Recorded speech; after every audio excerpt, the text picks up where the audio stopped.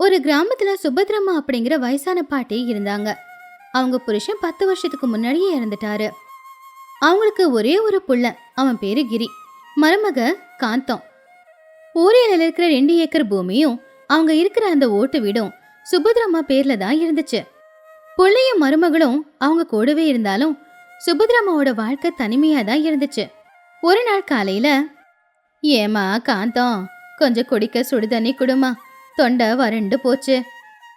சுபத்ரம்மா சொல்றது காந்தத்தோட காதல விழுந்தாலும் கூட கேட்காத மாதிரி தான் இருந்தா. அப்ப காந்தம் அவ மனசுக்குள்ள, காலையில தொடங்கிடுச்சா இந்த கிழவி, சொத்து எல்லாத்தையும் அது பேர்ல வச்சுக்கிட்டு என்ன வேலைக்காரியா மாத்திக்கிட்டு இருக்கு. என்னம்மா அந்த சுடுதண்ணி? காந்தம் கோவமா, அட கத்தாதீங்க அத்தை, ஏற்கனவே நிறைய வேலை இருக்கு, இதுல சுடுதண்ணி வேற. உங்க கை காலு நல்லா தானே இருக்கு, தண்ணியை காய்ச்சி நீங்களே குடிங்க.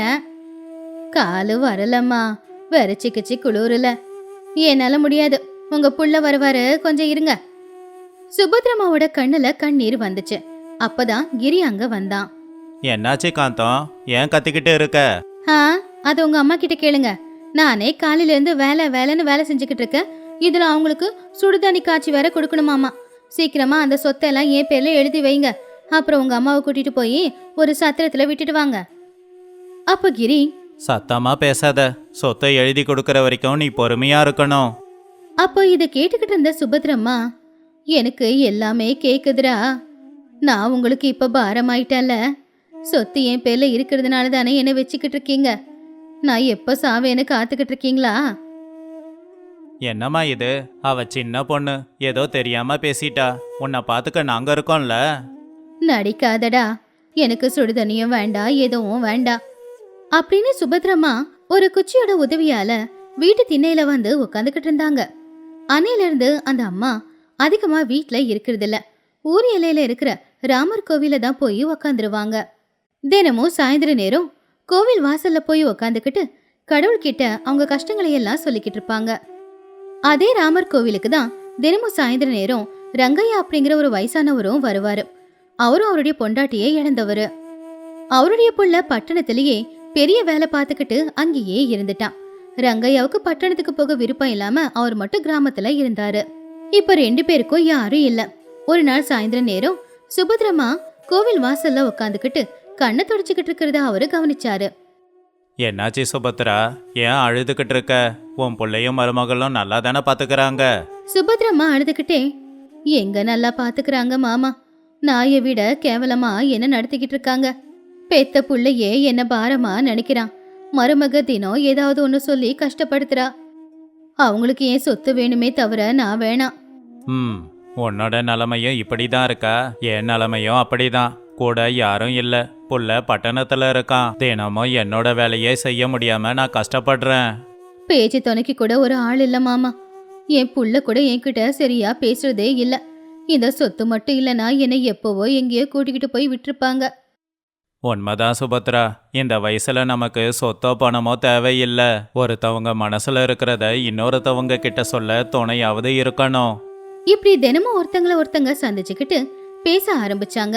2 பேருது ஒரே கவலை, தனிமைதான். ஒருத்தங்க கிட்ட இன்னொருத்தங்க அவங்க கஷ்டத்தை சொல்லிக்கிட்டு கொஞ்சம் சமாதானமாயிக்கிட்டு இருந்தாங்க. ஒரு நாள் ராத்திரி நேரம் காந்தம் வேணும்னே சுபத்ரம்மாவுக்கு சாப்பாடு போடல.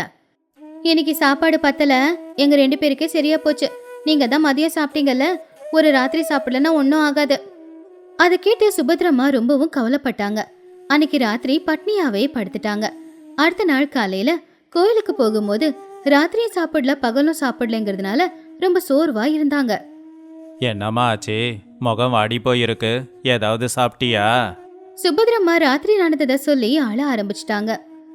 என்னால முடியல மாமா, இப்படி வாழ்ற வாழ்க்கையை விட செத்து போறதே மேலுதான். அதை கேட்ட ரங்கையா கொஞ்ச நேரம் யோசிச்சு பார்த்து, சுபத்ரா, நான் ஒன்னு சொல்லுவேன், தப்பா எடுத்துக்காத. என்ன? இங்க பாரு, நானும் தனியாளு, நீயும் தனியாளு. எனக்கு சமைக்க முடியல, உனக்கு சாப்பாடு போட ஆள் இல்ல. நாம 2 பேரும் ஒருத்தருக்கு ஒருத்தர் துணையா இருக்கலாம். சுபத்ரம்மா அதை கேட்ட ஆச்சரியமா, என்ன பேசிக்கிட்டு இருக்கீங்க, துணையா இருக்கிறதா? ஆமாமா, இந்த உலகமும் ஊரும் நம்மள பார்த்து சிரிக்கும். அதை பத்தி கவலைப்படாத. நம்மளை பத்தி கவலைப்படாத. இந்த உலகம் எதுக்கு?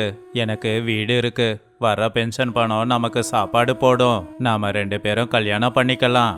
சுபத்ரம்மா அதை கேட்டு ஆச்சரியப்பட்டாங்க. கல்யாணமா? இந்த வயசுலயா? 60 வயசு தாண்டின கிழவிக்கு கல்யாணம்னு சொன்னா ஊருக்காரங்க சும்மா இருப்பாங்களா? என் புள்ளையும் மருமகளும் என்ன விட்டு வைப்பாங்களா? இன்னைக்கு நம்மள பார்த்து சிரிக்கிற உலகம் நாளைக்கு நம்மள பார்த்து பொறாமப்படும். உன் பிள்ளைக்கு தேவை உன்னோட சொத்து தானே, அதை அவங்களுக்கு கொடுத்துடு. நமக்கு சொத்து வேணாம், நாம வாழ ஒரு வீடு போதாது. இருக்கிற கஞ்சியோ கோழியோ குடிச்சுக்கிட்டு மரியாதையா வாழ்ந்துட்டு போலாம். சாகிற வரைக்கும் துணையா இருக்கலாம். எனக்கு நான், உனக்கு நீ. யோசிச்சு பாரு, அடிமையா இருந்து சாக போறியா இல்ல கௌரவமா வாழ போறியா? சுபத்ரம்மா ரொம்ப நேரம் யோசிச்சு பார்த்தாங்க. ரங்கையா சொன்னது அவங்களுக்கு சரின்னு தான் பட்டுச்சு. அவமானப்பட்டு வாழ்ற வாழ்க்கையை விட இவரு கூட கௌரவமா வாழ்ந்துட்டு போயிடலாமேன்னு முடிவு பண்ணாங்க.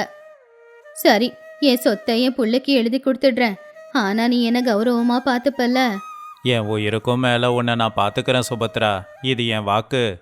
இந்த விஷயம் உடனே ஊரெல்லாம் பரவ ஆரம்பிச்சுது. சுபத்ரம்மா காதல் கல்யாணம் பண்ணிக்க போறாங்களா அப்படின்னு எல்லாரும் அதை பத்தி பேச ஆரம்பிச்சாங்க. ஊருக்காரங்க எல்லார் வாயிலும் இதே பேச்சுதான். என்னடா இது, புருஷன் சேர்த்து 10 வருஷத்துக்கு அப்புறம் இந்த வயசுல இந்த கிழவிக்கு கல்யாணமா? எல்லாம் அந்த ரங்கையா தாத்தாவோட வேலைதான். பாட்டியோட சொத்து மேல ஒரு கண்ணு போல அவருக்கு. அதனாலதான் இப்ப அவங்கள கல்யாணம் பண்ணிக்கிறாரு. சீச்சே, நம்ம ஒரு மானமே போச்சு. இந்த வயசுல என்ன காதல் கல்யாணம்? அவங்கள ஊரை விட்டு விரட்டிடுங்க. இது காந்தம் கிரியோட காதுல விழுந்துச்சு. காந்தம் ரொம்ப கோவத்தோட வீட்டுக்குள்ள வந்தா. சுபத்ராமாவை பிடிச்சி கத்துனா. அத்தை, என்ன இது? ஊருக்காரங்க உங்களை பத்தி பேசிக்கிட்டு இருக்கிறது எல்லாமே உண்மையா? எங்களை நடுத்தரில் விட்டுட்டு போலான்னு முடிவு பண்ணிட்டீங்களா? அதை கேட்டு சுபத்ரம்மா, என்னமாச்சு? நான் என்ன தப்பு பண்ணேன்னு இப்ப நீ கத்திக்கிட்டு இருக்க? அம்மா, நீ அந்த ரங்கையாவை கல்யாணம் பண்ணிக்க போறது உண்மையா? என் மானம் என்னாகிறது? ஆமாண்டா, ரங்கையாவை கல்யாணம் பண்ணிக்கிட்டு நான் அவரு கூடவே இருக்கலான்னு முடிவெடுத்திருக்கேன். காந்த தலையில அடிச்சுக்கிட்டு, ஐயோ ஐயோ ஐயோ அத்தை, உங்களுக்கு வெக்கமாவே இல்லையா? 60 வயசு தாண்டிடுச்சு, இப்ப கல்யாணமா? எந்த முகத்தை வச்சுன்னு கல்யாணம் பண்ணிப்பீங்க? எனக்கு சாப்பாடு போடாம கொடுமைப்படுத்தும் போது உனக்கு வெக்கமா இல்ல? இப்ப நான் துணையை தேடும் போது உனக்கு வெக்கமா இருக்கா? என்ன மனுஷியா பார்க்காத இந்த வீட்டுல நான் இருக்க விரும்பல. ஓஹோ, இதுதான் பிளானா? சொத்து எல்லாத்தையும் எடுத்துக்கிட்டு அந்த கிழவன் கூட ஓடி போறதுதான் உங்க பிளானா? அது முடியாது. இந்த வீட்டுலயும் சொத்துலயும் என் பிள்ளைங்களுக்கு தான் உரிமை இருக்கு. அதை எடுத்துக்கிட்டு போக நான் விட மாட்டேன். எனக்கு இந்த சொத்து எதுவும் வேணாம். இந்த வீடு, அந்த நிலம் எல்லாத்தையுமே கிரி பேர்ல நான் எழுதி வச்சிடுறேன். எனக்கு ஒரு மூட்டை துணி மட்டும் போதும். அதை கேட்ட 2 பேருமே ஆச்சரியப்பட்டாங்க. சொத்து வேண்டான்னு சொல்லுவாங்கன்றது அவங்க எதிர்பார்க்காத ஒண்ணு. அம்மா, சொத்தை எழுதி தர சரி, ஆனா இந்த கல்யாணம் வேணாம். எல்லாரும் சிரிப்பாங்க.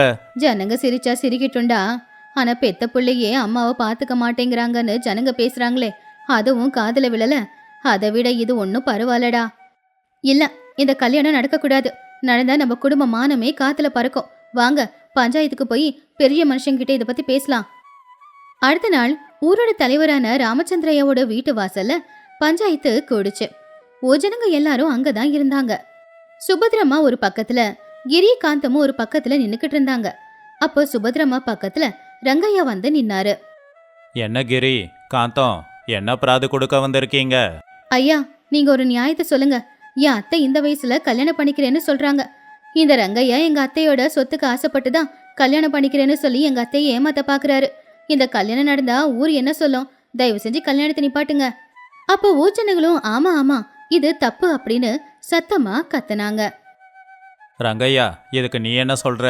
இந்த வயசுல எதுக்கு கல்யாணம்? அந்த அம்மா சொத்து மேல ஆசையா உனக்கு? அதை கேட்ட ரங்கையா ரொம்பவும் பொறுமையா, ஐயா, எல்லாரும் தப்பா பேசுறாங்க. எனக்கு சுபத்ராவோட சொத்து வேண்டாம். அந்த சொத்துக்காக நான் கல்யாணம் பண்ண நினைக்கல. ஓஹோ, நல்லாதான் நடிக்கிறாரு. நான் நடிக்கலம்மா. உங்க அத்தை ஏற்கனவே சொல்லிட்டாங்க, சொத்து எல்லாத்தையும் புள்ள பேர்ல எழுதி தரேன்னு. அதுக்கப்புறம் தான் அவங்கள கல்யாணம் பண்ணிக்கிறேன்னு சொன்னேன். எனக்கு சொத்து வேண்டாமா அப்படின்னு ரங்கையா சொன்னது கேட்டு எல்லாருமே அமைதியா பார்த்தாங்க. ஐயா, நீங்களே யோசிச்சு பாருங்க. இந்த வயசுல எனக்கு ஒரு துணை வேணும். சுபத்ராமாவுக்கும் ஒரு துணை வேணும். நாங்க 2 பேரும் கல்யாணம் பண்ணிக்கிட்டு இருக்கிற கஞ்சியோ கோழியோ குடிச்சிட்டு கடைசி காலத்துல நிம்மதியா வாழலான்னு தான் ஒன்னா சேரணும்னு முடிவு பண்ணோம். பாவம் இந்த அம்மா வீட்டுல இந்த அம்மாவை கவனிக்க யாரு இருக்காங்க? பெத்த புள்ளையே பாரமா பாக்கறான். மருமக ஒருவேளை சாப்பாடு போடவே கஷ்டப்பட்டுக்கிட்டு இருக்கா. கிரிய காந்தமும் தலைகுனிச்சு நின்னாங்க. சுபத்ராமா இப்பவே சொத்து எல்லாத்தையும் புள்ள பேர்ல எழுதிடுவாங்க. என் பென்ஷன் பணத்துல நாங்க 2 பேரும் கடைசி காலத்துல நிம்மதியா வாழ்ந்துக்கிறோம். தயவு செஞ்சு கல்யாணத்துக்கு ஒத்துக்கோங்க. ராமச்சந்திரையாவோட கண்ணுல கண்ணீர் வந்துச்சு. ரங்கையா, உன்னை பார்க்க பெருமையா இருக்கு. ஆனா கிரிகாந்தம் 2 பேரும் வெக்கப்பட்டு தலை குனிஞ்சு நிக்கிறீங்களே. உன்ன மாதிரி புள்ள மருமகளை பார்த்ததே இல்ல. சுபத்ராமா, சொத்த புள்ள பேர்ல எழுதி வச்சுட்டு நீங்க ரங்கையா கூட போங்க. உங்க கல்யாணத்தை யார் தடுக்கிறாங்கன்னு நான் பாக்கறேன். நானே கல்யாணமும் பண்ணி வைக்கிறேன். அந்த தீர்ப்பு கேட்டு எல்லாரும் ஆச்சரியப்பட்டாங்க. உங்க 2 பேரும் கல்யாணத்தை பார்த்து யாரு சிரிச்சாலும் என்னால உங்களை புரிஞ்சுக்க முடியுது. உங்களுக்கு தேவை ஒரு துணை தான், சொத்து இல்ல. பஞ்சாயத்து முடிஞ்சது. சுபத்ரம்மா அப்பவே எல்லாருக்கும் முன்னாடி சொத்து எல்லாத்தையும் புள்ள பேருக்கு எழுதி கொடுத்துட்டாங்க. டேகிரி, காந்தம், இன்னில இருந்து இந்த சொத்து உங்களுக்கு சொந்தம். ஆனா உங்களுக்கும் எனக்கும் எந்த உறவும் இல்ல. நீங்க எனக்கு வேண்டாம். நான் இவரு கூடவே போய் வாழ்ந்துக்கிறேன். கிரி காந்தமும் சொத்து வந்த சந்தோஷத்துல இருக்க முடியல. ஜனங்க முன்னாடி தலை குனிஞ்சு அவமானப்பட்டு நின்னாங்க. சுபத்ரம்மாவும் ரங்கைய தாத்தாவும் ஊஜனங்க பாத்துக்கிட்டு இருக்கும் போதே ஒருத்தங்களுக்கு ஒருத்தங்க துணையா குச்சிய பிடிச்சுக்கிட்டு மெதுவா நடந்துக்கிட்டு ரங்கையோட வீட்டுக்கு போனாங்க. முதல்ல சிரிச்ச அந்த ஊஜனங்களே இப்ப அவங்கள மரியாதையோட பார்த்தாங்க. இதுதான் வயசான பாட்டியோட காதல் கல்யாணம். உண்மையை சொல்லணும்னா அது கல்யாணம் இல்ல, 2 பேரும் கடைசி காலத்துல கௌரவமா வாழ்றதுக்காக போட்டுக்கிட்ட ஒரு ஒப்பந்தம். இந்த கதையில இருக்கிற நீதி என்னன்னா, சொத்து கொடுக்கிற தைரியத்தை விட கடைசி காலத்துல நான் உனக்கு இருக்கேன்னு யாரோ ஒருத்தங்க துணையா நிக்கிறது தான் தைரியம்.